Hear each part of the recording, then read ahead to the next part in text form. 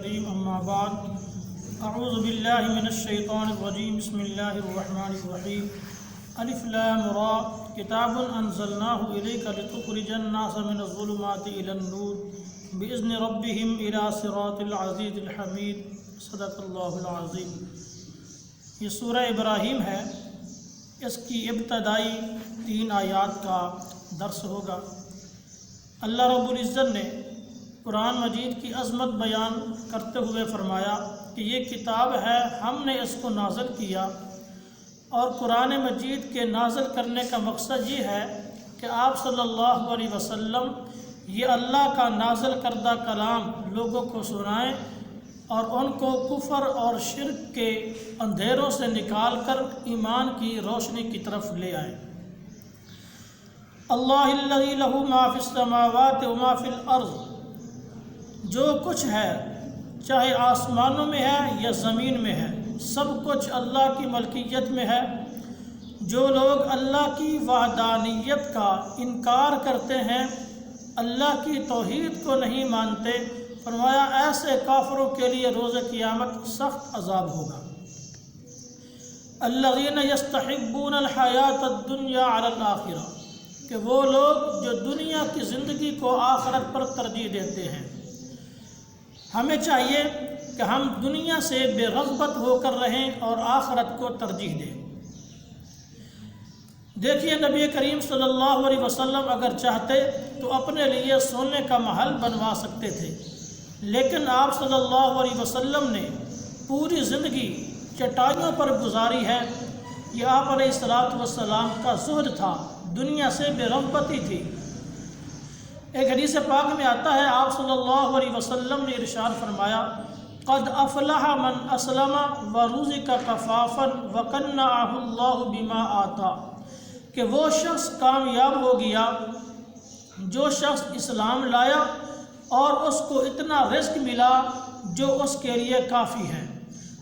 اور اسی طرح جس انسان کو جتنا رزق دیا گیا ہے وہ اس پر قناعت اختیار کرتا ہے، جو کچھ اللہ کی طرف سے ملا اس کو قبول کیا، اس پر اللہ کا شکر ادا کیا، اور جو نہیں ملا اس پر پریشان نہیں ہوا۔ فرمایا جس کے اندر یہ صفات ہوں گی وہ انسان کامیاب ہے۔ آج ہم مال و دولت کے نشے میں ہیں اور ہمارا سارا دھیان، ہماری سب توجہ دنیا کے کمانے کی طرف ہے، حالانکہ یہ دنیا کے پجاری اللہ کی نظر میں بہتر نہیں ہے، بلکہ اللہ کی نظر میں بہتر وہ لوگ ہیں جو آخرت کو ترجیح دیتے ہیں۔ جیسا کہ ایک حدیث پاک میں ہے کہ صحابہ کرام نے نبی کریم صلی اللہ علیہ وسلم سے پوچھا کہ یا رسول اللہ صلی اللہ علیہ وسلم، ہم میں سے بہتر اور اچھا انسان کون ہے؟ تو آپ صلی اللہ علیہ وسلم نے ارشاد فرمایا، ازہدکم فی الدنیا وارغبکم فی الآخرہ، کہ جو تم میں سے دنیا سے بے رغبتی اختیار کرتا ہے اور آخرت کی طرف توجہ لگائے رکھتا ہے، آخرت کو ترجیح دیتا ہے، فرمایا یہ بندہ تم میں سے سب سے بہتر ہے۔ ایک اور حدیث پاک ہے، آپ صلی اللہ علیہ وسلم نے ارشاد فرمایا کہ اللہ رب العزت جس انسان سے محبت کرنا چاہتے ہیں تو اس کو دنیا سے ایسا بچاتے ہیں جیسے تم میں سے کوئی شخص اپنے مریض کو پانی سے بچاتا ہے۔ اگر کوئی ایسا مریض ہو جس کے بارے میں ڈاکٹر حکم دے دے کہ اس کو پانی سے بچانا ہے، اگر یہ پانی کے اندر مبتلا ہوا تو وہ اس کو نقصان پہنچائے گا، اب اس مریض کے لواحقین اس کو پانی کے قریب نہیں جانے دیتے۔ اسی طرح فرمایا جس شخص سے اللہ رب العزت محبت کرنا چاہتے ہیں تو اللہ تعالیٰ ایسے انسان کو دنیا کی محبت سے بچاتے ہیں اور اس کے دل میں آخرت کی محبت ڈال دیتے ہیں، پھر اس کی ہر کوشش آخرت کے لیے ہوتی ہے، دنیا کے پیچھے وہ دوڑتا نہیں ہے، دنیا کے پیچھے وہ نہیں لگتا۔ اللہ کی نظر میں وہ لوگ کامیاب ہیں اور وہ لوگ اچھے ہیں جو دنیا سے بے رغبت ہو کر صرف آخرت کو مد نظر رکھتے ہوئے آخرت کی فکر میں لگے رہتے ہیں۔ تو دعا ہے کہ اللہ رب العزت ہمیں بھی جو ہے دنیا سے بے رغبتی اور آخرت کی طرف ہمارے دل کو راغب فرمائے۔ اور اسی طرح ایسے لوگوں کی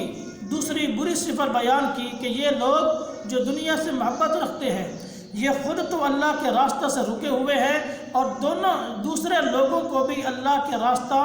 میں چلنے نہیں دیتے، بلکہ اللہ کے راستہ کے سامنے رکاوٹیں ڈالیں گے۔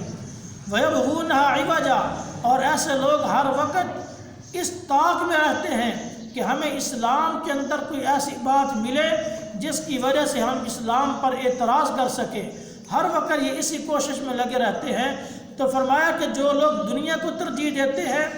اور خود بھی دین اسلام پر نہیں چلتے اور دوسروں کو بھی دین اسلام پر چلنے سے روکتے ہیں اور اسلام پر طنز کرنے کے لیے، اسلام کے اندر کوئی کمزوری پیدا کرنے کے لیے اس کی جد و جہد میں لگے رہتے ہیں، فرمایا اولئک فی ضلال بعید، ایسے لوگ دور کی گمراہی میں ہیں اور یہ لوگ روز قیامت ہمیشہ ہمیشہ کے لیے جہنم کے عذاب میں مبتلا کیے جائیں گے۔ اللہ رب العزت ہمیں جو ہے آخرت سنوارنے کی توفیق نصیب فرمائے۔ وما علینا الا